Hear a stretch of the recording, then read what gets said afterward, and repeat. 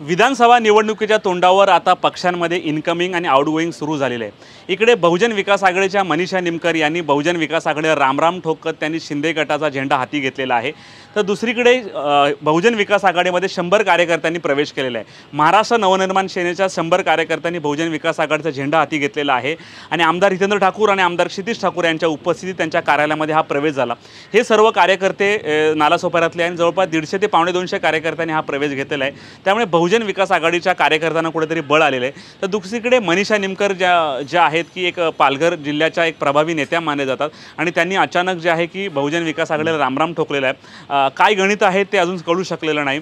तर मनीषा निमकर यांनी शिंदे गटात प्रवेश केल्यानंतर शिंदे गटातून त्यांची उमेदवारी पक्की मानली जाते, परंतु कुठल्या मतदारसंघातून ते लढतात ते देखील पाहावं लागणार। म्हणजे वसई विरारमध्ये येतात की पालघर बोईसरमध्ये जातात ते त्या काळात कळणार आहे। तर दुसरीकडे हितेंद्र ठाकूर यांनी सांगितलं की निवडणुकीच्या तोंडावर असं पक्षामध्ये कार्यकर्ते येत असतात जात असतात, त्यामुळे इनकमिंग आउटगोईंग सुरू असतं। या पक्षप्रवेशावर ज्यांनी पक्षप्रवेश केलेला अशा नव कार्यकर्त्यांचं आणि हितेंद्र ठाकूरांचं नेमकं म्हणणं काय आपण ऐकूयात।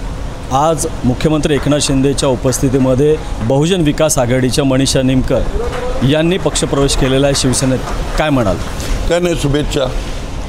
परवाच मला वाढदिवसाच्या दिवशी देखील भेटलेलं, साधारणतः माहिती आयडिया दिलेली, त्याच्यामुळे काय नाही, त्यांना शुभेच्छा। आज मनसेचेही 150च्या वरती पदाधिकाऱ्यांनी बहुजन विकास आघाडीमध्ये पक्षप्रवेश केलेला आहे, काय म्हणाल? काय नाही, मनपूर्वक स्वागत। आलेल्या प्रत्येकाला त्याचा सन्मान योग्य तो मान सन्मान राहील या दृष्टीने आम्ही कार्यरत करत राहतो। अपवादात्मक कधी आपल्यातले पण जातात, बाकी आजपर्यंत बऱ्यापैकी लोक आली, वेगवेगळ्या चर्चा होत राहतात, चालून द्यायचं। दादा तुमचं नाव काय? माझं नाव महेश जयराम पालांडे। आणि सर काय सकाळ आज हा पक्षप्रवेश आहे, कुठल्या पक्षात होता, किती जण पक्षप्रवेश करतात? आता आमच्याबरोबर सोबत तरी एक महिला आणि पुरुष पकडून एक 150च्या आसपास सर्व कार्यकर्ते आहेत, पदाधिकारी आहेत।